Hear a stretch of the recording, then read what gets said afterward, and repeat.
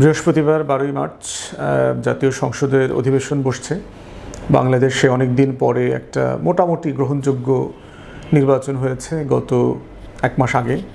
তো এখানে যারা নির্বাচিত হয়েছেন তারা বসবেন এবং অনেকগুলো গুরুত্বপূর্ণ কাজ আছে এর ভিতরে। তার ভিতরে হচ্ছে যে যারা এমপি, মন্ত্রী, সরকার প্রধান, নবগঠিত সরকারের সদস্যরা যারাই যেখানে হয়েছেন তাদের সবাইকে মাথায় রাখতে হবে আপনারা কিন্তু 24-এর গণ অভ্যুত্থান, শত শত শহীদ, হাজার হাজার আহত পঙ্গু ভাই বোনদের রক্তের উপর দাঁড়িয়ে এই সংসদ অধিবেশনে বসছেন।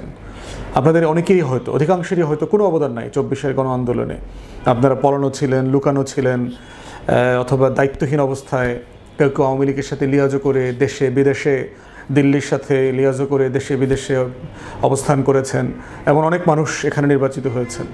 এটা একান্তই বাস্তবতা যে আপনারা আগামী সংসদে বসছেন। তাই এটা খুব কৃতজ্ঞতার সাথে আপনাদের মনে রাখা দরকার যে কাদের রক্তের উপরে, কাদের শাহাদাতের উপরে আজকে আপনারা এই সংসদ অধিবেশনে বসছেন। আপনারা 24-এর গণ অভ্যুত্থানের সবচেয়ে বড় বেনিফিশিয়ারি। দল আকারে বিএনপি, জামাত, এনসিপি, আরও যারা নির্বাচিত হয়েছে সবাই। এবং এই ফ্যাসিবাদের পতন যদি না হতো, এই শত শত শহীদদের রক্ত যদি না দিত, বাংলাদেশে এই পরিবর্তন হতো না এবং একটা নির্বাচন হতো না। অতএব এইটা হচ্ছে প্রথম জায়গা। দ্বিতীয় জায়গা হচ্ছে গত 16-17 মাস অন্তর্বর্তীকালীন সরকার যা যা করেছে, সংস্কারের উদ্যোগ, বিচার চলমান থাকা এবং রাষ্ট্রীয় বিভিন্ন জায়গাকে যে একটা সিস্টেমে অন ট্র্যাকে নিয়ে আসার যে চেষ্টা করাটা, সেই চেষ্টাগুলো অব্যাহত রাখা দরকার। কিন্তু দুঃখজনকভাবে হলেও সত্য যে আমরা দেখতে পাচ্ছি যে সরকারি দলের সদস্যরা ইতিমধ্যেই গণ অভ্যুত্থানকে ছোট করা, হেয় করা, আন্ডারমাইন করা, কিসের গণভোট, তারপরে গণভোটের ম্যান্ডেটকে ছোট করা, সংবিধান সংস্কার পরিষদের যে শপথ নেওয়ার কথা ছিল জুলাই সনদে, সেখানে শপথ না নেওয়া এবং জুলাই সনদকে বাইপাস করে নিজের মতো করে দেশ চালানোর চেষ্টা করা। এবং আমরা ইতিমধ্যে শুনতে পাচ্ছি যে 133টার মতো যেই অর্ডিন্যান্স, অর্ডার অন্তর্বর্তীকালীন সরকার বিভিন্ন সময় জারি করেছে, তার অধিকাংশই সম্ভবত সরকার এই সেশনে প্রেজেন্ট করবে না পার্লামেন্টে। তো না করা মানে হচ্ছে আলটিমেটলি এগুলো পাস হবে না, রেটিফাই হবে না। তো সেটা না হলে যেটা হচ্ছে, প্রচ্ছন্নতই এই নির্বাচিত সরকার জুলাইয়ের বিপক্ষে চলে যাচ্ছে। প্রচ্ছন্নতই বাংলাদেশে নবগঠিত সরকার গণ অভ্যুত্থানের বিপক্ষে চলে যাচ্ছে। তো গত 17 মাস থেকে গণ অভ্যুত্থানের বিপক্ষের শক্তি আসলে কারা? আওয়ামী লীগ, জাতীয় পার্টি, পতিত স্বৈরাচার, তাদের যারা দোসর ছিল সামরিক বেসামরিক আমলাতন্ত্রে, তারাই হচ্ছে জুলাইয়ের শত্রু, জুলাইয়ের বিপক্ষের শক্তি। নতুন বাংলাদেশ, বাংলাদেশপন্থী নতুন রাজনীতি, তারপরে আধিপত্যবাদ মুক্ত একটা আজাদি এবং ইনসাফের লড়াইয়ের বাংলাদেশ, সেই প্রত্যেকটা জায়গাতে এইটা ভিজিবল হতে হবে, দৃশ্যমান হতে হবে। এবং আমরা চাইব নবগঠিত সরকার এবং সরকারি দলের সদস্যরা এই জুলাই সনদ নিয়ে কোনো রকম তালবাহানা করবেন না। যদি আপনারা করেন, মাথায় রাখবেন হাসিনা কিন্তু অনেক দুর্দণ্ড প্রতাপে এই দেশ শাসন করেছে 16 বছর, 17 বছর। পালানোর জন্য গাট্টি বস্তা ব্যাগ পর্যন্ত নিতে পারে নাই। এরপরে হচ্ছে যারা পালিয়ে গেছে, এরা কে কোথায় মরবে, কার কোথায় লাশ দাফন হবে তাও আপনারা জানেন না। হাজার হাজার নেতাকর্মীরা বেওয়ারিশের মতো কলকাতায়, পশ্চিমবাংলা, মেঘালয় সহ ভারতের বিভিন্ন জায়গায় ঘুরে বেড়াচ্ছে। যারা বেশি করে লুটপাট করতে পেরেছে তারা হয়তো এসালামের মতো সিঙ্গাপুরে, অথবা সাইফুজ্জামান চৌধুরী জাভেদের মতো লন্ডনে, অথবা কানাডার বেগমপাড়ায়, মালয়েশিয়ার সেকেন্ড হোম করে মোটামুটি জীবনযাপন করছেন। কিন্তু আপনাদেরও অনেকের দুধের হাড়ি তো শেষ হয়ে আসবে। লুটের টাকা কয়দিন খাওয়া যায়? এটার একটা শেষ আছে। তো মানসিক অশান্তি তো রয়েই গেছে। অতএব সেই জায়গাটা আপনাদেরকে প্রচ্ছন্নভাবে মনে করে দিতে চাচ্ছি। আল্লাহ তাআলা যেভাবে ক্ষমতা দেন, ক্ষমতা কিন্তু কেড়েও নেন। ইজ্জত সম্মান যেভাবে দেন, আবার বেইজ্জতিও করেন। তাই আপনারা জাতির সাথে করা যে ওয়াদা জুলাই সনদের, জনগণের গণভোটের যে ম্যান্ডেট, সেটাকে নিয়ে খেলবেন না। খেললে ক্ষতিগ্রস্ত হবেন। 71-এ আমাদের মুক্তিযুদ্ধের যে লড়াই ছিল, আমাদের স্বাধীনতা ঘোষণাপত্র ছিল, এই ম্যান্ডেট নিয়ে কিন্তু আওয়ামী লীগ খেলেছে। যুদ্ধের পর সেগুলো বাস্তবায়ন করে নাই।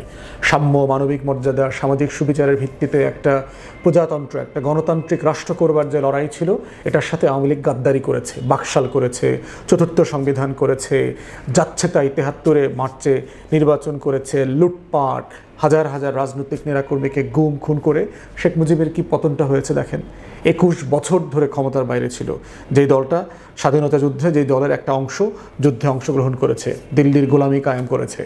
তাহলে আপনি একটা জনগণের ম্যান্ডেটকে যখন ছুঁড়ে ফেলে দেন তখন কি হয়? এটা আওয়ামী লীগ, শেখ মুজিব, শেখ পরিবারের প্রথম সরকার ৭২ থেকে ৭৫ তার সাক্ষী। জনগণের ম্যান্ডেট ছুঁড়ে ফেলে দিলে এরশাদের কি হয়েছে দেখেন। ভারতের দালালি করে, বি টিমের রোল প্লে করে, আওয়ামী লীগের সাথে পুনর্বাসনের রাজনীতি করে গত ৮৩-৮৪ সাল থেকে এই জাতীয় পার্টি নামক যে ভারতের বি টিমটা আছে, তারা কি হয়েছে, প্রায় ২০০+ সিটে নির্বাচন করেছে। সব জায়গাতে তাদের জামানত বাজেয়াপ্ত হয়েছে। এইবার গৃহপালিত বিরোধী দলের রাজনীতি করতে করতে স্বৈরশাসকদের নির্মূল হয়ে গেছে গণতান্ত্রিক রাজনীতির মধ্য দিয়ে। তো এই জন্য আপনি কোন দেশ কোন ইফতার মাহফিলে আপনাকে প্রথম সারির টেবিলে বসে খাওয়াইলো তা দিয়ে কিন্তু জনগণের ম্যান্ডেট হবে না। তাহলে দেখেন আবার জনগণের সাথে বিট্রে করলে কি হয়। থার্ড এক্সাম্পল দেখি, ৯০-এর স্বৈরাচার পতনের পরে যে দেখেন ৩ দলীয় যে জোট ছিল, ৩টা জোট, তারা একটা কমন ফ্রেমওয়ার্কে আসছিল যে তারা ক্ষমতায় আসলে কি করবে। তার অধিকাংশ জিনিস ওয়াদা বিএনপি আওয়ামী লীগ ৯১ থেকে বাস্তবায়ন করে নাই, ওয়াদাগুলো রাখে নাই, এবং দুইটা দলই কিন্তু এটার কনসিকোয়েন্স তাকে ভোগ করতে হয়েছে। ২০০৬-এর পরে দেখেন ২০০১ থেকে ৬-৭ নির্বাচন নিয়ে, এরশাদকে নিয়ে, প্রধান বিচারপতির বয়স বাড়ানো নিয়ে, অথবা ৯৩-তে সেই মাগুরার নির্বাচন নিয়ে বিএনপি যে দুষ্টামিগুলো করেছে, এই জন্য কিন্তু বিএনপিকে চরম মূল্য দিতে হয়েছে। লম্বা সময় সে ক্ষমতার বাইরে ছিল, 111 হয়েছে। আবার ঠিক একইভাবে দেখেন আওয়ামী লীগ গত ১৭ বছর ১৬ বছর জনগণের সাথে বিট্রে করে যেই বাস্তবতাটা তৈরি করেছে, যেই ম্যান্ডেট ছাড়া কেয়ারটেকার সরকার বাতিল করা, যে এবিএম খায়রুল হকের ঘাড়ে বন্দুক রেখে সংবিধান বদলানো, পরিবর্তন করা। আজকে দেখলাম যে খায়রুল হকের কারণে ১৭ বছর আমরা গণতন্ত্র থেকে বাইরে ছিলাম, নির্বাচনের বাইরে ছিলাম, তাকে আবার জামিন দিয়েছে। তাকে তো বাংলাদেশের 3টা নির্বাচন ভণ্ডুল করা, বাংলাদেশে আজকে যে রাজনৈতিক ক্যাওয়াস লাগলো গত ১৬-১৭ বছর, তার জন্য তাকে তো ১৬ বছর মিনিমাম জেলেই থাকা দরকার ছিল। তো সেটা এনিওয়ে, সেটা জুডিশিয়ারি ঠিক করবে তার কি বাস্তবতা আছে। তাহলে দেখেন জনগণের ম্যান্ডেট, জনগণের প্লেজ যদি বাস্তবায়ন না করেন, এই ওয়াদাকে যদি রক্ষা না করেন, তাহলে কিন্তু বুঝবেন প্রচ্ছন্নভাবে বিএনপির ব্যাপারে যেই সন্দেহটা আছে। নির্বাচনের সময় তারা অ্যাক্টিভলি গণভোটে না ক্যাম্পেইন করেছে, প্রচুর ভিডিও আসছে অনলাইনে, বিএনপির নেতাকর্মীরা না ক্যাম্পেইন করছে অ্যাক্টিভলি, এবং আমরা এটা জানিও তাদের আচার আচরণ অ্যাটিটিউডে, যেটা এখন আরও বেশি প্রমাণিত হয়ে যাচ্ছে। তাই আপনাদেরকে আজকে আমরা বিনয়ের সাথে মনে করায় দিচ্ছি, কালকে সংসদ বসছে, আপনারা শপথ নিয়েছেন, আর একটা শপথ নেন, জুলাই সনদ বাস্তবায়ন করেন। সংস্কার প্রশ্নে, বিচারের প্রশ্নে কোনো আপোষ করিয়েন না, গণভোটের প্রশ্নে কোনো আপোষ করিয়েন না। এগুলো যদি করেন, এই অনলাইনের জমানায় মিডিয়াতে ২০৪২ সাল পর্যন্ত ক্ষমতায় থাকার খোয়াব দেখিয়েন না। এই বাস্তবতায় বাংলাদেশ নাই, বাংলাদেশের তরুণ সমাজ নাই। তাদের ভিতরে একটা নতুন পলিটিক্যাল সেন্স ডেভেলপ করেছে, তারা নতুন করে একটা পলিটিক্যাল কমিউনিটি হয়ে উঠতেছে, তারা নতুন করে একটা জবাবদিহিতার রাষ্ট্র দেখতে চায়। তারা রাজপথে থাকুক বা না থাকুক, রাজনীতি করুক বা না করুক, দল করুক বা না করুক, তাদের ভিতরে কিন্তু রাষ্ট্রের মধ্যে এই মালিকানা নেবার প্রশ্নটা চলে আসছে। অতএব সেই জায়গাতে আমরা নবগঠিত সংসদের যারা সদস্যবৃন্দ আছে তাদের কাছ থেকে আশা করব ২৪কে ভুলে যায়েন না, তাহলে ঐতিহাসিকভাবে যা যা ঘটেছে পিছনে, এগুলো আপনাদেরকে তাড়া করে ফিরবে। কী ধরনের নির্বাচন হয়েছে, কারা জিতেছে, কত শতাংশ ভোট পেয়েছে, ইঞ্জিনিয়ারিং হয়েছে কিনা, কোথায় কীভাবে ইঞ্জিনিয়ারিং হয়েছে, এগুলো যারা জিতেছেন তারা সবাই জানেন। নতুন গঠিত সরকারের সদস্যরা সবাই জানেন, জনগণও জানে, চায়ের দোকানে সবাই জানে কোন সেন্টারে কোথায় ইঞ্জিনিয়ারিং হয়েছে, কীভাবে ব্যালট ওলট পালট করা হয়েছে, কোথায় রেজাল্ট শিট পরিবর্তন করা হয়েছে, এগুলো সম্পর্কে জনগণ অবগত। এবং এই জন্য দেখবেন রাস্তাঘাটের দোকানপাটে নতুন নির্বাচন হওয়া, নতুন সরকার গঠিত হওয়া, এত বছর পরে ভোট হওয়ার পরেও কোনো উচ্ছ্বাসের চিত্র নাই। কিন্তু ভোটাররা শকড সিম্পলি রেজাল্ট দেখে, কোথায় ভোট দিলাম, কোথায় গেল। তারপর সেই বাস্তবতায় সবাই মোটামুটি কম বেশি এই ৯/৬-এর নির্বাচনটা মেনে নিয়েছে। অতএব দয়া করে জনগণের এই প্লেজ ওয়াদাগুলোকে নিয়ে খেলা করবেন না, এটা আমাদের বিনীত অনুরোধ। সংস্কারের প্রশ্নে, বিচারের প্রশ্নে, প্রতিষ্ঠানগুলোকে গণতন্ত্র এবং স্বচ্ছতার সাথে পরিচালনার প্রশ্নে যা যা করণীয় সেগুলো আপনারা করবেন, এমনটা আমরা আশা করছি। শহীদ ওসমান হাদির বিচার, আপনার ১৪০০ শহীদের গণহত্যার বিচার, ইতিমধ্যে দেখতে পাচ্ছি বিভিন্ন জায়গায় আওয়ামী লীগের লোকজন ওপেন হচ্ছে, অফিস খুলতেছে। ইভেন ভারতের ভাষ্যমতে, কলকাতা পুলিশের ভাষ্যমতে, এই ওসমান হাদির হত্যাকারী তারা বনগাঁও থেকে বাংলাদেশে ঢোকার জন্য চেষ্টা করছিল, অবৈধভাবে থেকে তারা বাংলাদেশে ফিরে আসছিল। তাহলে এই যে আওয়ামী লীগকে পুনর্বাসনের রাজনীতি করবার যে একটা প্রচ্ছন্ন ইঙ্গিত আমরা দেখতে পাচ্ছি, সেটা অতীতে ভালো ফল দেয় নাই। বিএনপির প্রথম আমলে ৭৯ থেকে ৮১ আমলটা মাথায় রাখিয়েন। সামরিক বেসামরিক আমলাতন্ত্র গণমাধ্যমের যেই দালালিপনা চারপাশে আপনাদের দেখতে পাচ্ছি, আপনারা সতর্ক না হলে কিন্তু এরা যেভাবে হাসিনাকে ডুবিয়েছে, আগের সরকারগুলোকে ডুবিয়েছে, আপনাদেরকে ডুবাবে। তাই এত হাস্যরসের জায়গাতে ক্ষমতাটাকে বিবেচনা করিয়েন না, বরং আমরা চাইব ওয়াদা মোতাবেক জাতির সাথে যেটা প্লেজ করেছেন সেটা করবেন। জুলাই সনদের যে অঙ্গীকারনামা যেটা আমরা স্বাক্ষর করেছি, আমি নিজেও সেখানে একজন স্বাক্ষরকারী ছিলাম এবি পার্টির পক্ষ থেকে, সেখানে পরিষ্কার করে বলা ছিল যে এই সনদের কোনো বিষয় আমরা আদালতে চ্যালেঞ্জ করব না। ইটস এ পলিটিক্যাল কনসেনসাস, রাজনৈতিক বোঝাপড়ার বিষয়।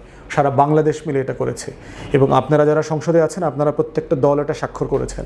কিন্তু এটা খুবই দুঃখজনক, ব্যাকবেঞ্চারকে দিয়ে, ব্যাকডোর দিয়ে, উকিলদেরকে দিয়ে এগুলো চ্যালেঞ্জ করিয়ে, এগুলো দিয়ে রুল ইস্যু করিয়ে এগুলো না করবার, বাতিল করবার চেষ্টা যেগুলো করছেন, এগুলো কিন্তু সবাই বুঝতে পারছে যে এগুলো কারা কারা করছেন, কোন কোন আইনজীবী করছেন, কোন কোন মন্ত্রী মিনিস্টার এটার সাথে জড়িত, কোন কোন দল এটার সাথে জড়িত।